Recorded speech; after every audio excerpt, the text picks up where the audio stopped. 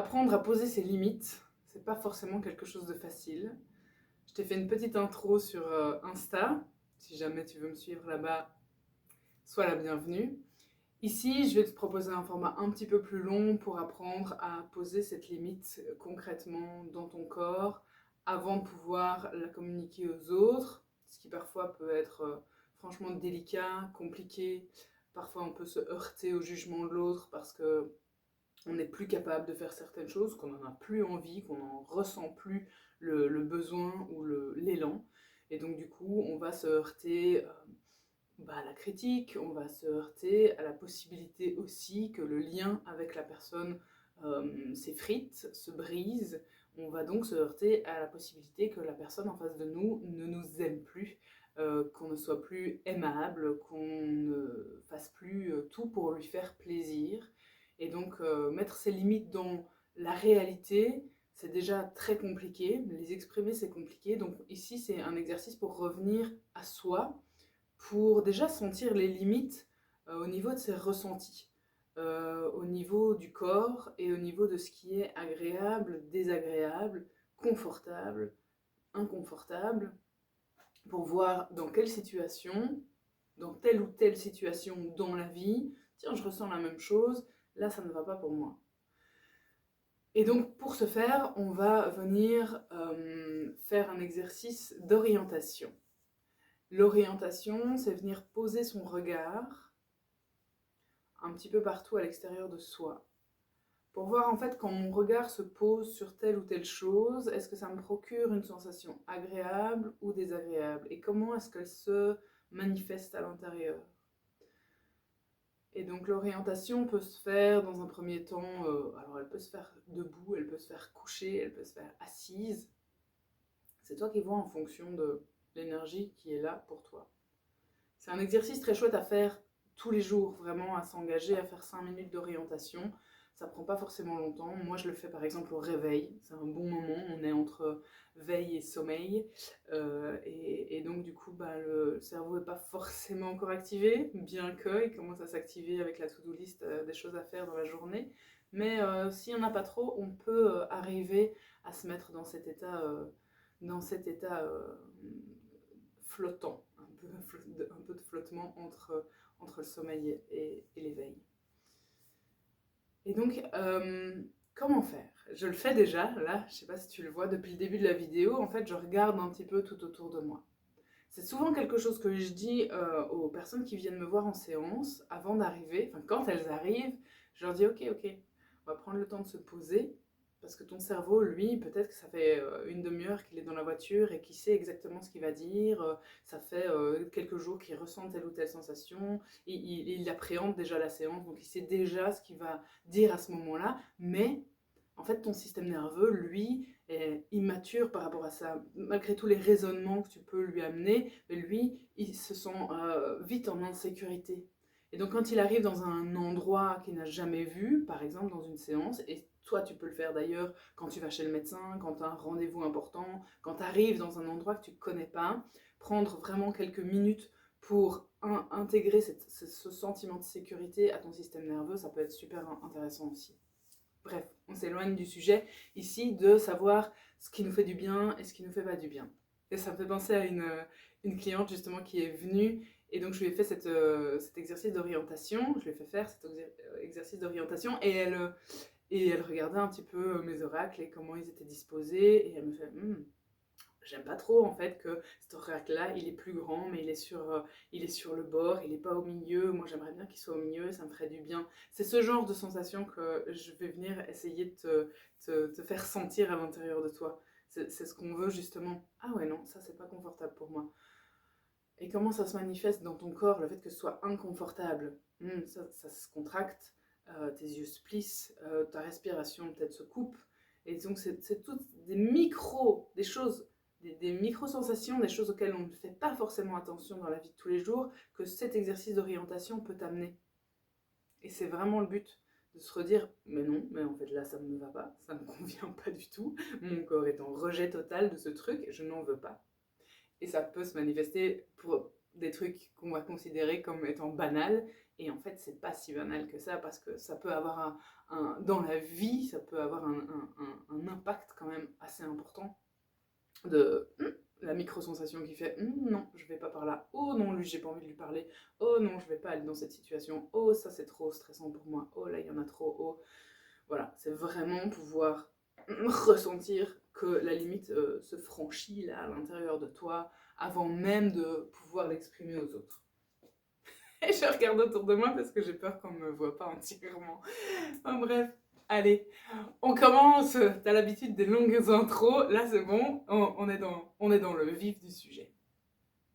Donc pour l'exercice d'orientation, tu peux être debout, être couché, je l'ai déjà dit. Tu peux aussi avoir envie de bouger. Donc c'est vraiment aller regarder un petit peu partout autour de toi. Ça peut, t'as peut-être envie d'aller regarder en dessous de la table. T'as peut-être envie d'aller regarder dans une boîte, dans un tiroir. En fait, c'est laisser aller ton impulsion, ton envie de découvrir les choses autour de toi, d'avoir cette curiosité. Et puis surtout de regarder qu'est-ce que ça me fait. Parce que ouvrir un tiroir, ouvrir une armoire, derrière il peut y avoir un peu de bazar, un peu de trucs, et c'est pas l'idée de je vais tout ranger maintenant, c'est qu'est-ce que ça vient me procurer, le fait que ce soit tout en bazar là derrière. Oh, je sens moi mes épaules qui s'abaissent, parce qu'effectivement derrière toi j'ai un grand placard et tout n'est vraiment pas ordonné à l'intérieur, je le sais, c'est comme une tâche que je repousse un petit peu avec le temps. Mais donc, c'est intéressant parce que qu'est-ce que ça me fait? Je sens ma gorge qui se contracte, enfin qui se rétracte. Je sens mes épaules qui s'abaissent. Je sens une espèce de douleur à l'intérieur de mon ventre. C'est pas agréable. Ça c'est pas quelque chose qui me plaît. Et je peux rester avec ça un petit peu parce qu'il n'y a pas de danger à rester avec ça. Mais l'idée, c'est d'aller voyager après, de ne pas rester dans l'inconfort de ce truc-là et de peut-être aller voir un peu ailleurs. Ah là, je vois les oiseaux qui sont dans le ciel, là, ça me fait sourire, ça s'allège à l'intérieur, ça s'ouvre aussi à l'intérieur, ça se décontracte au niveau de mes épaules. J'ai une respiration qui s'amplifie.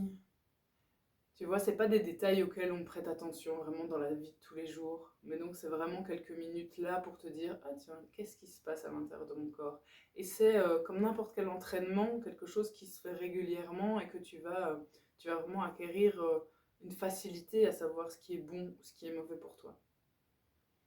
Tu vois, le ventre qui reprend sa place, qui reprend une respiration plus ample. Alors autour de moi, j'ai des pierres. Donc je peux poser, tiens, j'aime bien le fait que cette pierre soit vert clair, lisse. Tiens, elle me rappelle quelque chose, elle me rappelle un peu la couleur de l'océan. Je m'imagine sur une plage. Là, c'est agréable. Là, ça me donne vraiment envie d'avoir une grande inspiration. Je sens que ça se détend à l'intérieur. Ça, c'est ok, quoi. Tu vois, j'ai envie d'aller la toucher. Et l'orientation, ça peut être ça aussi. Donc là, par exemple, je vais aller la prendre. Tu vois, ah ouais, ça c'est agréable. Pouvoir la toucher, pouvoir la regarder de plus près, de voir la lumière qui rentre à l'intérieur, toutes les aspérités. Qu'est-ce que ça me fait à l'intérieur?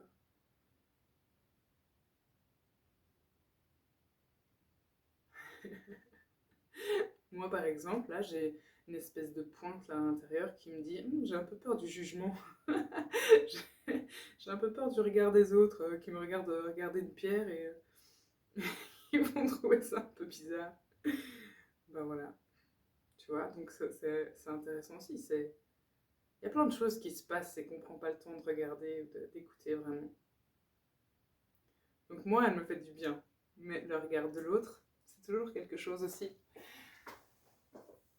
à travailler. Et donc, ça continue comme ça, à être curieuse, voilà, pendant 2 minutes, 3 minutes, 4 minutes, le temps que tu peux. Ça peut être simplement le regard, parce qu'aussi faire bouger ton regard peut calmer ton système nerveux. Moi, je sais que quand je suis dans des séances, quand je suis chez la psy, quand je suis chez une thérapeute, quand je suis dans des moments où je suis vraiment en introspection profonde, je dois parler de moi, je suis pas forcément à l'aise avec ça. C'est très bizarre, mais je regarde beaucoup les contours des fenêtres, les contours, les lignes, quoi. Vraiment, c'est quelque chose qui apaise mon système nerveux. Je m'en suis rendu compte ouais, avec le temps, à force de le faire, je me dis, bah, c'est quand même bizarre, mais je crois vraiment que c'est quelque chose qui apaise mon système nerveux. Et donc, laisser ton regard faire ce qu'il a envie de faire, en fait, et pas forcément te focaliser sur la personne ou enfin, le laisser être et le laisser découvrir son environnement. Et encore une fois, qu'est-ce qui fait du bien?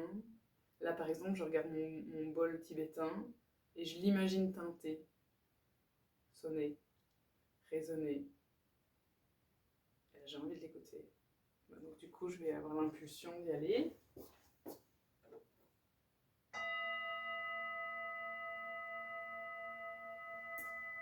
Et encore une fois, qu'est-ce que ça procure en moi? Qu'est-ce que ça me fait?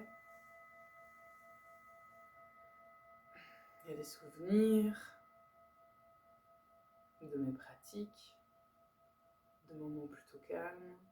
Et je sens que mes épaules s'abaissent en disant ça. Et ça, c'est quelque chose qui me fait du bien. Et donc, c'est continuer à voir qu'est-ce qui te fait du bien, qu'est-ce qui est une ressource pour toi, et qu'est-ce qui, au contraire, ne te fait pas du bien et que tu préférerais laisser en dehors de ta limite. J'ai évidemment d'autres exercices, d'ailleurs je comptais en faire un autre. J'ai commencé ma vidéo en voulant faire un autre exercice et finalement c'est cet exercice d'orientation qui est venu parce que ça me paraît hyper important pour pouvoir scruter à l'intérieur ce qui est bon ou ce qui est pas bon avant de mettre une barrière énergétique, parce que ça c'est quelque chose que tu peux faire aussi et on pourra le faire dans une autre vidéo. Voilà, j'espère vraiment que ça t'a plu. N'hésite pas à commenter, n'hésite pas à me faire un retour. Essaye de vraiment implémenter ça dans tes routines quotidiennes. Et encore une fois, sans injonction et sans autoflagellation si tu le fais pas. Mais moi, c'est vraiment quelque chose qui a changé réellement depuis quelques mois, depuis que je pratique ça, que ce soit en balade, que ce soit à la maison, que ce soit dans des moments inconfortables ou confortables. Essayer justement de récupérer à chaque fois quelque chose de confortable pour apaiser un mental qui va partir dans tous les sens, avoir cette ressource. Ah oui, mais n'oublie pas, ça te fait du bien. Ok? N'oublie pas, ça te fait du bien. Mais n'oublie pas, ça te fait du bien. Voilà. Donc continue à te faire du bien et à très bientôt.